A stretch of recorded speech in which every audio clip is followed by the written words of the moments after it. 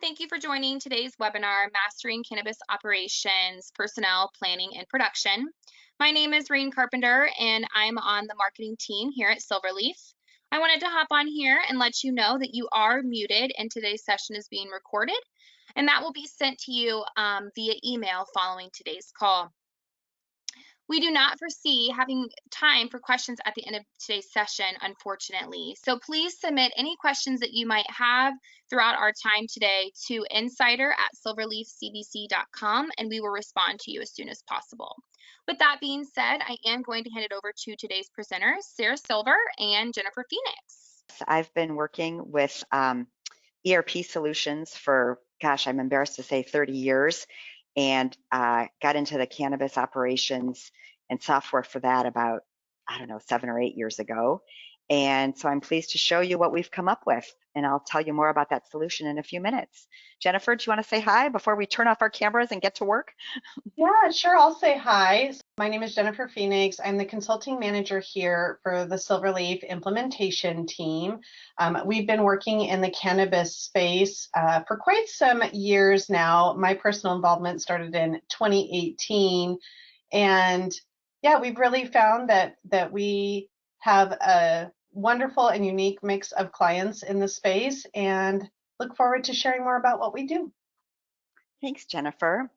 Let's turn off our cameras so our faces aren't blocking the screen, and if I can do that. Okay, so let's get started and first talk about what Silverleaf really is, because I want to be clear about this. Silverleaf is a full ERP solution for cannabis operations. And oh, it looks like I still have my camera on, even though I said I was turning it off. Okay, Silverleaf is a full ERP solution built on Microsoft Dynamics Business Central. And what this really means is that we've taken a world-class ERP solution, Business Central, that has all the backing of Microsoft and hundreds of thousands of users around the world, and we've added the cannabis functionality to that.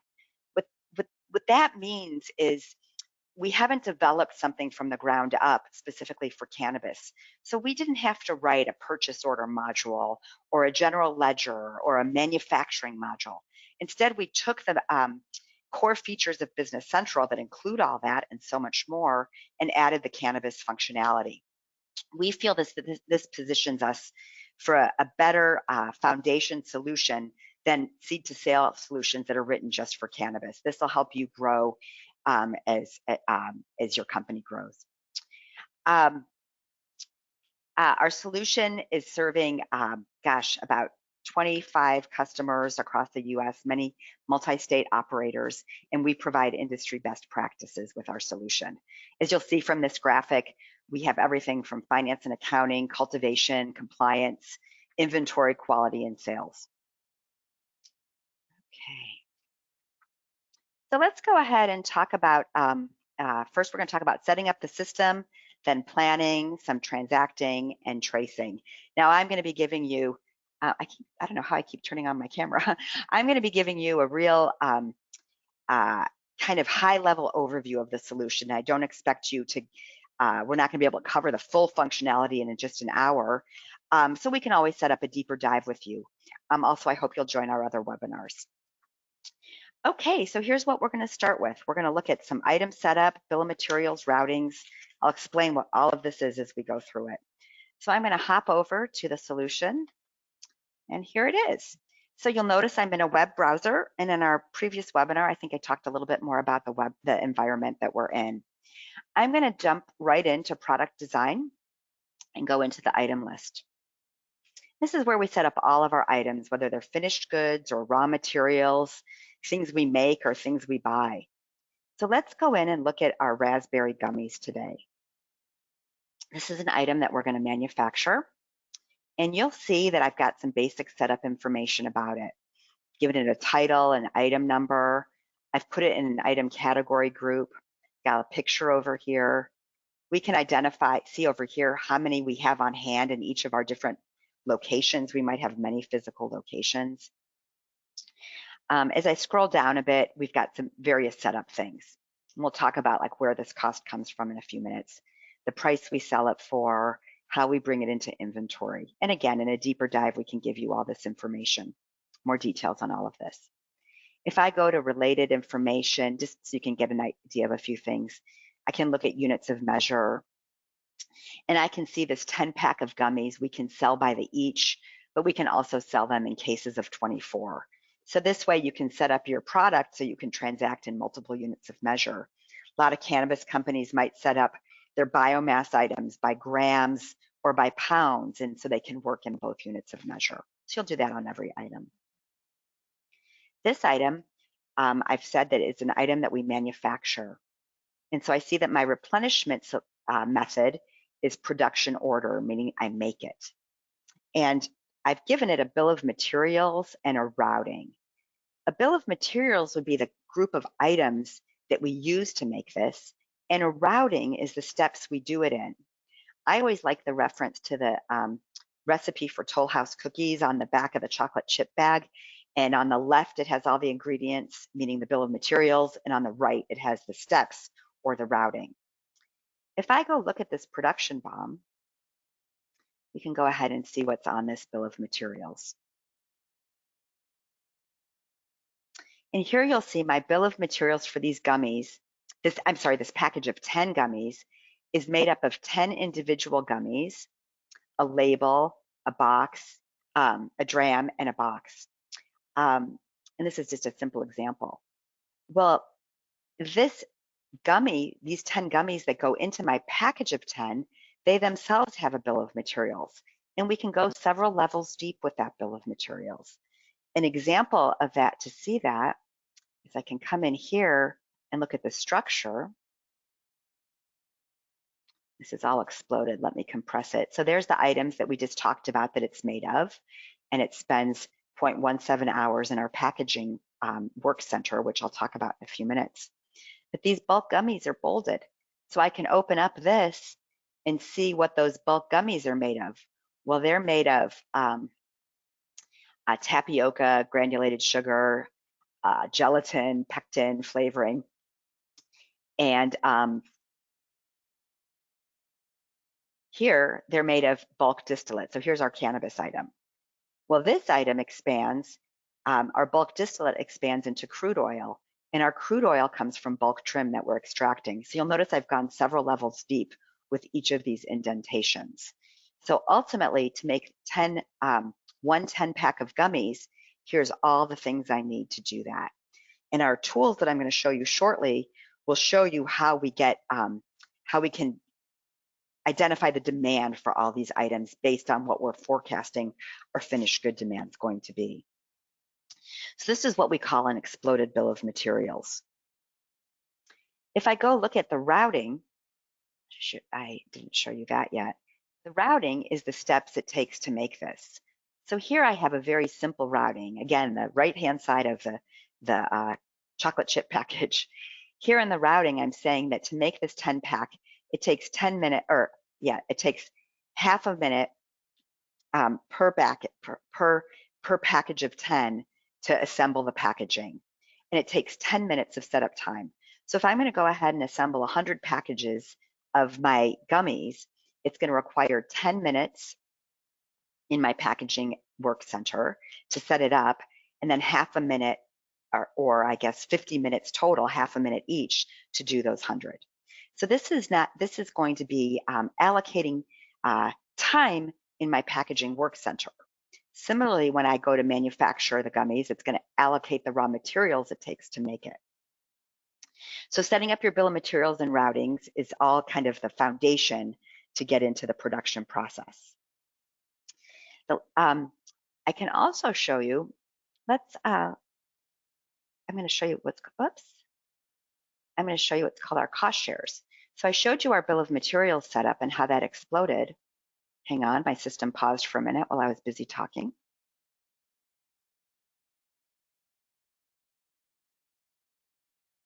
And now I'm going to go to what's called the cost share screen. And this shows us how all of our costs roll up. I showed you how all the items roll up. Oops, I'm on the wrong item. I'm sorry. Lost my place there. Let's go back to our finished good.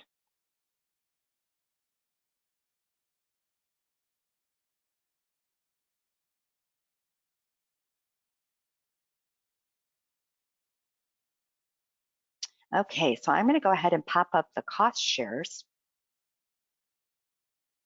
I showed you my indented bill of materials a few minutes ago. Well, here's how the costs all roll up to it. Now, you'll see that I've got costs of the raw materials, and I've also got costs in all of my work centers, and I'll show you where that came from in a moment. But overall, to make this pack of 10 gummies, it's rolling up my costs to get to a total cost of $46 per unit, $46.91. Now, I know there's a problem here that I'm going to have to go investigate because I think my retail price of this was something like $25, but this is good. It's showing me I have a problem with my costing somewhere, and I'll go research what that is. These costs are all going to roll up and hit our general ledger. I thought I'd ask Jennifer, our resident former controller from a prior life, to talk a little bit about how our costs hit the general ledger and how us as manufacturing people know the accounting people are getting the right information for costing. Jennifer, do you have anything to add there? Yeah, I can speak to that a little bit.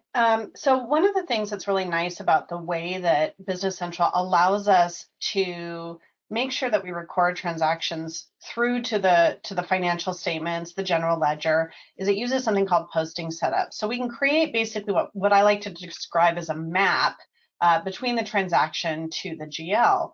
And so as we're looking at each of these different costs that roll into our finished good, each of these columns that you see here, the rolled up materials, the capacity cost, which equates to the labor, overhead, that might be applied warehouse or manufacturing facility costs, and any other things that you know, electricity, any of that stuff. We can drive these into different buckets in the general ledger through those posting groups, i.e. these maps to the general ledger. So we really get a nice breakdown, and we're able to apply things to the value of our inventory based on where the expenditure is actually happening. Awesome. So I think this can be really nice because not only can you analyze it when looking at screens like this, but also your accountants, your CPA, whoever is looking, your analysts can see and make sure things are flowing through to the general ledger, and always have sort of that second place to make sure that we've set up our costing correctly. Awesome. Thanks, Jennifer. And I don't know, I didn't do a poll question of kind of what role the attendees on today's webinar have. I'm guessing based on the title, we have more kind of production and manufacturing operations people, but we always want to make sure we're keeping the accounting people happy so they leave us alone. And I think that I like to highlight there's a lot of setup on these items, including those posting groups, like here's the posting group Jennifer was referring to. But what's also really nice is you go to set up items, you can create templates. And so I can apply a template, I can apply a template to an item. I might have a finished goods template that has all the posting groups, the raw materials. And so once we get everything kind of set up, we can use templates. And as we add more items, we don't have to worry about getting all these settings correct. All right, thanks, Jen. The last setup thing I want to show you briefly is how we set up those work centers, because again, our costs and our time and our materials all go into figuring out what we can produce. We might have a whole bunch of demand for product, and we need to make sure not only we have the finished or the raw material components available to make that product, but we also have to make sure we have the capacity in our manufacturing workshop, our manufacturing facility to accommodate the demand. So you're going to set up work centers as well. And I've got a bunch of different work centers set up here. I'm going to go look at one called Cooktop. So we've got a cooktop where we're doing all this processing for our gummies, our cooking. And I've said here that basically we want to allocate 40 cents per packet per gummy of cost. That's probably a lot per gummy if we're doing 10. And that's why my cost was so high. But we're allocating 40 cents per unit or per gummy of direct cost. And then we're also going to have overhead of 10% and plus a rate of 20 cents additional. So this is getting up to 64 cents per gummy that we're adding in. I could also calculate my costs by time instead of unit if I wanted to. But when you set up your work center, you're going to set up a calendar so you know what your shifts are and when this work center is working. So if there's something like that's just sitting to cool, that might be a work center that runs 24/7. My cooktop needs an operator on it, so it's going to have 2 shifts. And you set up what days your shifts are and your holidays and things like that. I'm going to jump ahead a little bit to the, well, actually, let's go back to our screenshot because we'll show you what's next. That's overall a little bit about our setup. So now to get into the planning, we can start looking at our load on our work center, our item availability, and our forecasting, and that will ultimately tell us what we're able to do. So let's hop back to the demo. I don't like following PowerPoints very closely. If I go back to my cooktop work center, I can come into here and look at what's called my load. Now, I don't have very robust sample data, but you'll get the idea. Let's go into month. And here I've shown, let's see, here it is. I can see by month what my capacity is for that work center. So you can see here in December, I must have added some days, or, oh, December has more days. Based on the number of days, work days in the month, each of my months is showing my number of minutes available. You can use minutes, hours, whatever unit of measure you want. So here's the different number of minutes available in my cooktop. I also said when I was setting up my cooktop that I have 4 of them. That's what this capacity means. So I actually have 4 cooktops. So it's the number of minutes in the month times 4, because that's what my capacity is. So let's go back to that load again and look at February of 2022. Again, my data is a little outdated, but you get the idea. So far, I've allocated 60 minutes in this work center. So we've got available 76,740. If I had holidays in the month, that would reduce the available time as well. So here I can see the different production orders, it's called, that are taking demand out of this work center. So there's the setup time and the run time based on all those different production orders. So that's allocating time in my work center. If I went to look at my items, let's go back to maybe the bulk gummies. Remember, the bulk gummies go in the package of 10 gummies. So those are a WIP item. And open this up, I can see my inventory on hand of these items, these bulk gummies, and I can also see how much is allocated. Oh, where's my inventory tab? Here it is. So here I can see I have 10,000 on hand, and if I had demand for these on production orders, I would see the quantity on component line. So this would tell me that demand for my items. So I've got load on work centers and quantity demand on my items. I must not have an open one for that.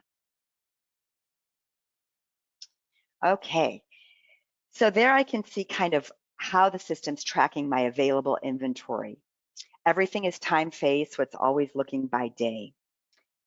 So I can also set up a forecast to identify demand that I don't quite know about. I might be getting demand from sales orders, from other production orders, from my intermediate items, and the system is always looking at the inventory that's available. Well, I can also set up a forecast so that I can predict demand. Maybe my salespeople are telling me what they think they're going to sell each month. So here, if I come into my forecast for 2022 and look at it by month, and let's see, I'll go ahead and put in a forecast. Oh, here we go. Here I can see what my forecast is for these gummies. I've said in November, I think I'm going to sell 1,200. Let's go ahead and put in October's forecast as well. We'll say we're going to sell 1,000 of these in October. And here I've got vape cartridges, other items that I sell, I'm putting my forecast in. So maybe we think we're going to sell 8,000 packages of 24 vape cartridges, but also I'm going to sell some individual cartridges. Well, oh, not 80,000, but let's go ahead and say we're going to sell 500 individual cartridges and 8,000 full cartridges or cases of cartridges. So the system's going to look at this number. When it sees it needs 1,000 packages of 10 gummies, it knows to explode that into 10,000 individual gummies, and it needs 1,000 of the drams, and it needs 1,000 of the labels, and it'll explode those 10,000 bulk gummies into how much sugar and pectin and how much formulated distillate it needs, all the way down to the lowest level component. So to do that, there's a lot of magic that happens, and let's go look at that. That's what's called our planning worksheet. Our planning worksheet, you might have heard the term of MRP planning. The planning worksheet is going to run and tell you everything you need to buy or make to accommodate your current demand. And it will look, it's forward thinking. It will also include your forecast.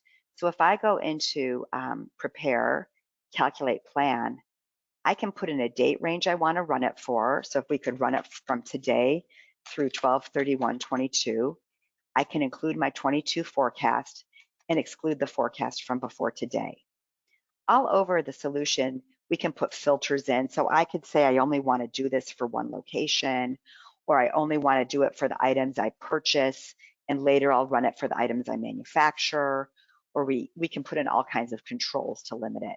But if I run it for everything, I'm not going to do it because it takes a minute and I don't want to wait. I ran it previously.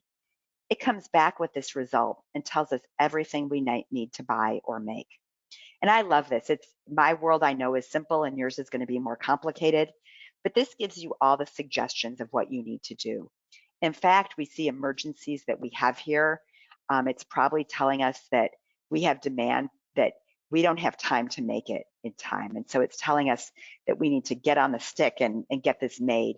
Maybe we're below a replenishment point, because we can set those on items as well and track when we need to stock just for our safety stocks and things like that. So this is telling me everything we need to do. And I could do the next step of carry out action message, process, carry out action message, and that will go ahead and create my purchase orders and production orders if we want it to. And in fact, I can unclick action messages that I don't want it to create. I can send this to Excel so I can evaluate it and share it with my team if I want. You have all kinds of options. This is just suggestions. And a lot of people say, oh my gosh, I'm never going to trust this.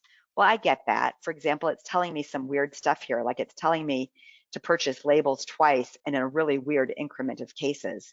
Well, I need to go back to my item settings and figure out why it's not telling me to purchase whole cases. So no one's making me do this. I just get the suggestion. I can go fix it and run my plan again. So with that, I would go ahead and carry out action messages, and it will create my production orders and purchase orders that I've selected. Okay, let me close that. Let's go ahead and go back now and see what's next. Again, if you have any questions, stick them in the chat. Next up, let's talk about some transactions, again, at a very high level. We're going to talk about purchase orders that it just created, and then we'll go into the production process.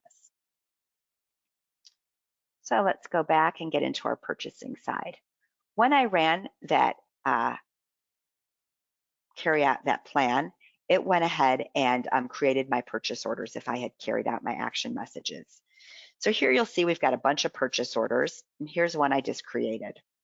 This is a purchase order for some labels. So this is a real simple purchase order. I'm purchasing 100 labels. I'm expecting them, we can go ahead and put in a due date of when we want them by from our vendor. And you'll see on our purchase order, there's all kinds of dates that we can assign to the row. Here, no, I should probably refresh that.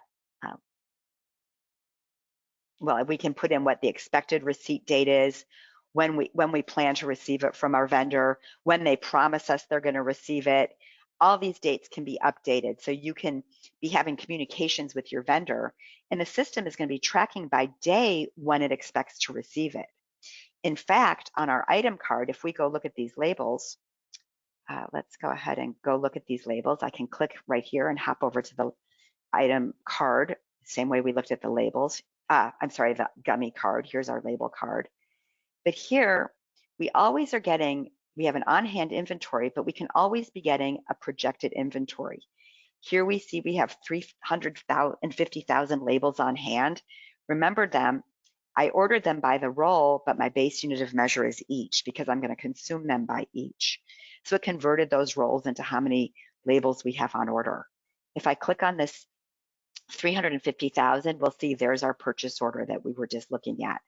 So I have 100 rolls. I must have, I don't know, 3,500 on a roll or whatever the math comes out to. And based on my price per roll, it's figuring out a cost per unit per label. So I'm able to drill down and see that quantity. If I come in and look at my item availability on any item at any time, I can look at my item availability by event. This is a real simple vision of it. I have 55,000 on hand and I have a purchase order coming in. I didn't refresh that other one yet, the lines. So it's still saying today, that I have today coming in 350,000. If I open this up, I can see the date range. I'm sorry, the details below that. So when I receive that, I'll have 405,000. Well, I'm going to have a production order that consumes these. And so I'd see another row here of a date they're planned to be consumed of maybe October 20th, and we're going to consume 2,000 of them. So I'll see my net availability changing. So this shows you what we always have, our forecasted availability. So here I've got my purchase order. And this is a real simple item. In a few minutes, we'll talk about a more complicated item like receiving a THC item, what we'd have to do. But this one's real simple. We don't track lot numbers on it or anything like that. So I'm going to go ahead and show you how we would receive this. Now, I'm going to come in and enter the quantity that I plan to receive. So we're going to receive, let's say, all 100 of it. And we're not going to invoice any of it. I'm just the purchasing receiving person. I don't know anything about accounting. So I'm going to just receive the 100 right here. So I'll go ahead and enter that 100 that we received and hit post. Now, of course, my warehouse people won't even have the security to do the full receiving. We set up security by roles, and they wouldn't even be able to do, I'm sorry, the full invoicing. They would do just the receiving. I'm going to hit receive, and now we've brought 100 of these into inventory. So these are now available for us to use. I'm going to flip back to the screen share. I know that looked a little bit clunky for me to show you how we did that in the app, but we can also be doing that on a handheld device, a scanner like this. I could scan the PO number, scan the item number, and do the receiving all from a handheld device and not be tethered to my computer. Business Central and Silverleaf can also run from a tablet, so I could be just walking around with a tablet using the Business Central interface if I don't want to use devices like these. So that was a simple item. I didn't go very deep in my item setup to show you how we would receive THC type items or any item like a food item where we track lots. On those items, we do the setup a little bit differently. We add some information if I'm purchasing or setting up an item that includes THC products. So let's go into, we'll just go into this bulk biomass that maybe we purchase trim that we're going to extract. On this item, I have my unit of measure of gram, and I mentioned before we can use pounds or other units of measure as well. But on this item, I've said in the item tracking section that this is an item that we have a unique ID on it, meaning we're going to use lot numbers and possibly metric tags if you're in a metric state or whatever your state track and trace is. We'll talk about that in a few minutes. But I've also said here that this item requires testing on it. It requires a QC group called Standard Flour and Trim Testing. Since we don't have much time today, I'm not going to show you how we receive this item. But I want Jennifer to maybe talk a little bit about what would be involved if we did receive an item that had a QC group assigned to it. Jennifer, would you like to talk about that for a minute? Sure. So like Sarah said, we have the ability to assign these, what we call a QC group to these items. And as Sarah's showing on the screen here, we can then also add different QC tests that need to be tested when bringing that material in. So a lot of this is so that we can obviously stay compliant with regulations, but we may also have our own quality tests that we want to do as well. And so what we do is we assign this QC group, and then when we receive that item into inventory, it's going to create something we call a QC document. And from there, we can then initiate sending out a sample to an external lab for testing. We can initiate internal samples. We collect and record the results from those tests, and then we can set parameters around what we can do with that item, or whether we can move it along, i.e. it passes testing and now we can consume or sell it depending on what kind of item it is, Or if it fails testing, we then have that lot blocked so that we cannot proceed with it and be out of compliance with that item. So that's kind of a real high level overview of what can happen, but allows us to really implement those controls to make sure that we are always sending out or consuming fully tested material where those requirements exist. Thank you. And here you can see that this tells us the total quantity on hand, but then here we can see how much is available that's past QC and what's not available. So once it's gone through the testing process, we're tracking those results, as Jen mentioned, and here we can see the QC results associated with each lot. All right, so we got a lot of control there, and we'll be covering this more in our next webinar when we talk about compliance. Okay, so we received our purchase order, and I want to talk a little bit about the production process itself. So again, our planning process would have created production orders.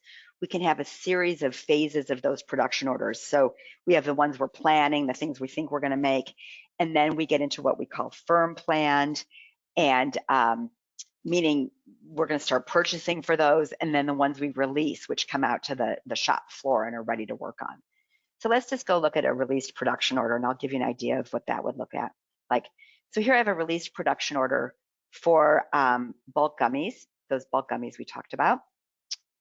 And I'm going to make 10,000 individual gummies so that I can package my 1,000 individual packages of 10.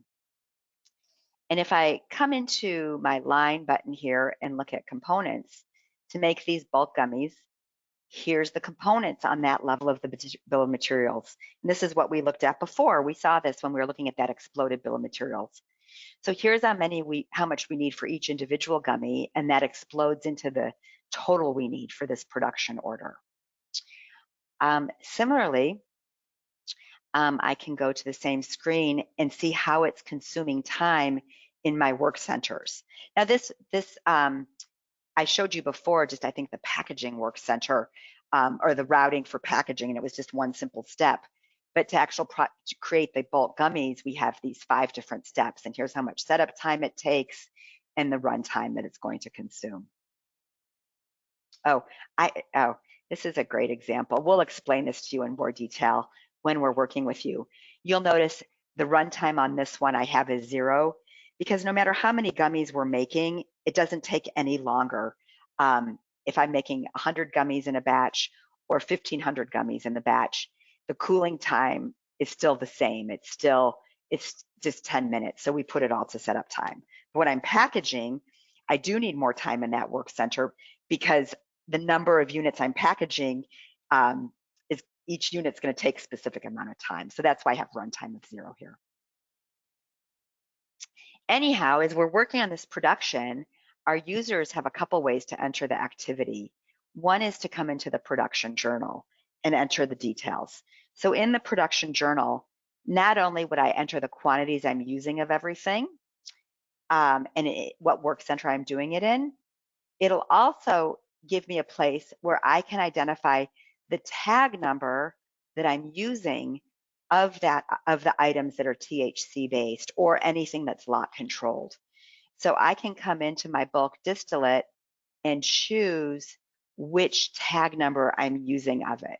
So there's some steps we can do that and grab from my available inventory of bulk distillate. I can choose the tag number.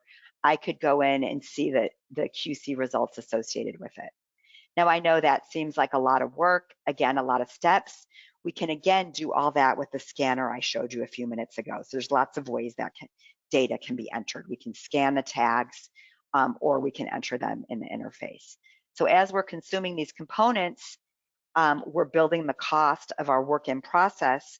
Ultimately, we'll output a finished good of our bulk gummies that then can be consumed in our next product, which is the package of 10 gummies. Okay, I usually pause and ask questions, but since we're in a webinar mode, we can't do that, so we'll ask those at the end. And again, we'll do a deeper dive with you individually to really show you these features in more depth. So to me, the real secret sauce of the solution is I sell an item to a customer. It has a tag on it. There's a problem with the tag. Are we able to search all the way back to find out what components went into that tag that we sold that customer? Can we do a recall? And this is one of the huge benefits of Business Central, because Business Central, as I mentioned at the beginning, was written for all kinds of industries, not just cannabis. So we implement this software to food manufacturers, pharmaceuticals, nutraceuticals, as well as cannabis companies.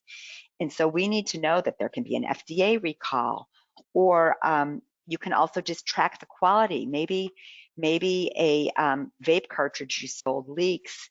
A customer's is leaking, so you want to know what batch of cartridges from what vendor those came from, and therefore you're able to dig into the quality issue associated with it.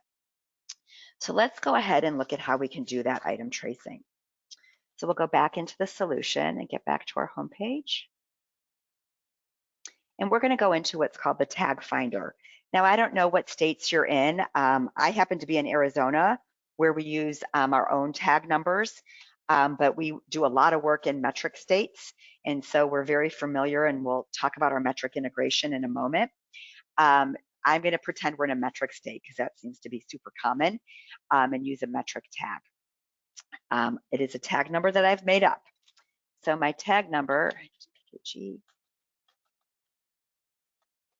is that. I hope I typed it in right. And I'm going to go ahead and hit search tags. Ignore that message. And this is the tag number that my customer complaint came from. So maybe we sold to a dispensary a bunch of cartridges that were on this tag number, and the customer has a complaint, or the dispensary itself has a complaint about this tag. So I can see here who we sold it to. In fact, I can drill into what's called the navigate button and go in to see the customer's invoice for this batch, so we can see that we sold them. I can view the document and see the customer's invoice. I sold it to Sweet Nectar. I sold them a 10-pack of gummies. Oh, I was talking like it was a vape cartridge. It was a 10-pack of gummies. I'm sorry. I didn't even look at what I was selling. And I sold them 2 of these 10-packs on this tag number 0009. I can see the price. I can see all kinds of information about it. So maybe they complained about, I don't know, the flavor or something like that. If I come to click on the lot information, here I can pop up what we call the lot information card about this tag. I can see the QC results associated with this finished good that we sold.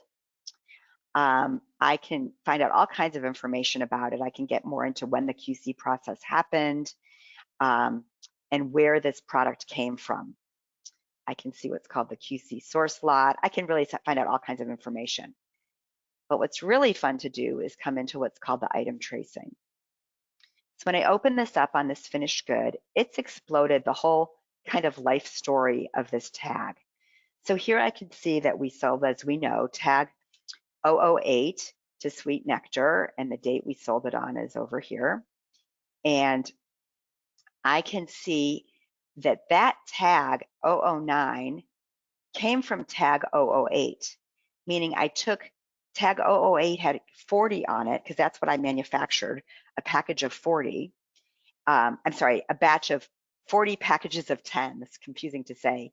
But then when I wanted to sell from that batch, that was batch 008, I wanted to pull 2 off of it so I could sell them to Sweet Nectar, because I can't use the same tag number to multiple customers.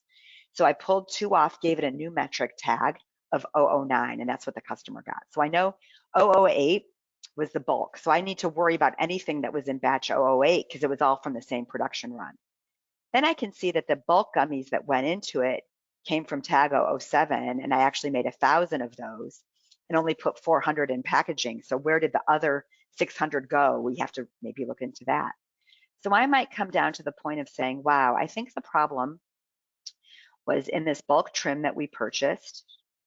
Oh, actually, in my example, hold on, let's get down here. Yeah, here's the bulk trim that we purchased. And I can see I bought it from Urban Grow. I can take this purchase order receipt and drill in to see that. Let's see. Related line. I should be able to show document here. So here I can see the purchase order of the bulk trim. So this is the bulk trim I extracted that went into the distillate, that went into the gummies, all those different steps. So here I can see information about this bulk trim. Maybe it was the sugar I wanted to go find where that came from. I can go anywhere and see where that came from. But more importantly, I can worry about, well, wait, where else did this go? If I had a problem with this in these gummies, maybe I have a problem with where else it went. So I can take this line now and basically trace in the opposite direction and see everywhere else we use this bulk trim that we bought from Urban Grow. So here I can see all the other places it went. So I can see it went into, I had a batch, let's see, of vape cartridges that used it, etc.